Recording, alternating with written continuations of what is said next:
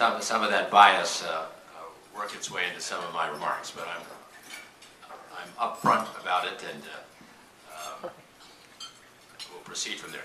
First, let me acknowledge the great work Loyola has done. It's a wonderful institution. It was the first ABA accredited school law school in California to require a pro bono requirement for graduation, which I think is a marvelous, marvelous feature. And their students provide about 40,000 hours a year of public service. So let's give everyone at Loyola, the students.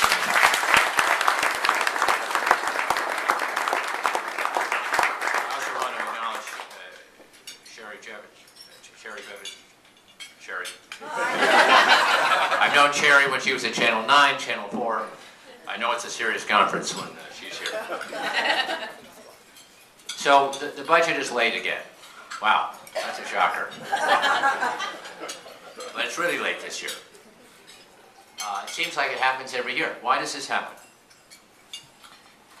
In a nutshell, it happens because the legislature's interests are not aligned with the public interest. Now, what do I mean by that? Well, philosophically, the Democrats don't want to cut spending to education, to health care, welfare, child care programs. They don't want to do that. And philosophically, the Republicans don't want to raise any tax and don't want to do anything they perceive as harmful to business. And both points of view are legitimate, but they come with those philosophical differences.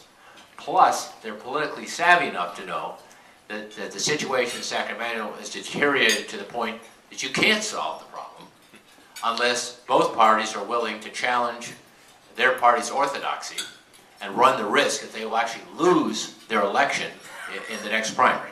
Meaning some Republicans will have to vote for a tax increase and some Democrats will have to cut spending to education, health care, the environment, welfare, child care. And so what they do is, as little as possible, kick the can down the road and hope the economy gets better. That's really what happens. Because the choices, there's no good choices left anymore. There's not even bad choices left. The only choices left are terrible and awful. And so it produces a kind of paralysis where nobody wants to pull the trigger. And that's why we're at 84 days and counting. Nobody wants to take those awful votes, which may mean their demise in the next primary. Now, I say primary rather than general election. I'm going to segue into something that is hopeful, which is redistricting reform. When I start to mention redistricting, I know everyone's eyes will glaze over, even political students, law students, so I'm going to go very quickly. The legislature, every 10 years, draws the lines in which they will run for re-election. In effect, they pick their voters, instead of the voters picking them. The governor, to his credit, recognized the conflict of interest involved and sponsored an initiative in 2008, which passed, even though the Republicans opposed it, the Democrats opposed it, the Green Party opposed it, the American Independent Party opposed it, every organized political party in the state of California opposed this reform. But the voters said, hey, if all those folks are against it, I got to be for it. And they passed it, and so now we have voters who are in the process of deciding what lines in which the legislature will run for re-election. I championed that. I was the highest ranking former Democrat to support that. As I say, all the political parties were against it. I'm in a condominium on Wilshire Boulevard, and I have some people who take my advice here, Democrats and Republicans, and they say, but Governor, my party says to vote no on this. And I call over a Democrat, I said, what does your party say? Vote no. And there's a Green Party person in our building. What does your party say? Vote no. And I said to three of them, all three of these people are telling you to vote no. Do you get the message? Vote yes. In any event, it passed. I think it's a healthy reform. Another reform, which I think will also help solve some of Sacramento's problems, is the open primary, which passed this June.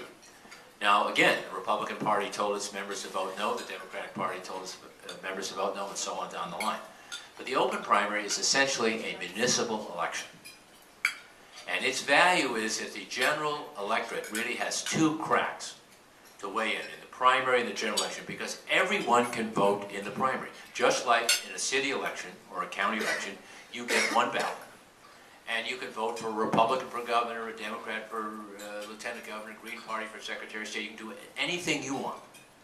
Now, I like this, again, bias freely acknowledged, because I'm the only governor in the history of California who was ever elected in an open primary back in 1998. Tom Campbell put an initiative, former congressman who ran for U.S. Senate this year, put an initiative on the ballot in '96. It was very similar to the initiative this year. It passed, and when I ran for office in 1998, more people turned out than had in the last 50 years. Why? Because independents can vote in a primary. Now, technically, they can vote in a primary now, but they have to ask for a Democratic ballot, which means they can only vote in Democratic candidates, or a Republican ballot, only vote in Republican candidates. Now they can vote any way they want in any election, including on the ballot initiatives. So it gets a lot of people out, which, if you believe in democracy, is a good thing. The change between that open primary and the one you passed is, when I ran, there was still a Republican nominee, a Democratic nominee, a Green Party nominee. And the U.S. Supreme Court, our Supreme Court upheld it. The U.S. Supreme Court struck it down because it said it was injurious to political parties. Justice Kennedy, of whom I'm a big fan, happened to be the swing vote of that and wrote the opinion. And he was in Sacramento for a traditional breakfast in January, and I asked him over to the governor's office afterwards, and this is after he published the opinion, and I said, Justice Kennedy, you know, I noticed your opinion, it's already written now, so maybe I could ask your thoughts on this. He says, well, you know, political parties mean a lot to us, and it's very important to maintain the importance of political parties. And I said, I grew up in the East, and I understand what you're talking. I mean, to the extreme, you have Tammany Hall, and you know, in Chicago, we have ward bosses. But out in California, it's a different story. I mean, Mr. Justice, in California, a party is something you go to. Now, that overstates it slightly, but I mean, we are more free-thinking, independent-minded, libertarian in many ways, and that's why the open primary was so popular with voters, even though all the political parties told them to vote no. They said, no, we get it. We have more choices. We can all vote at the same time. We want that.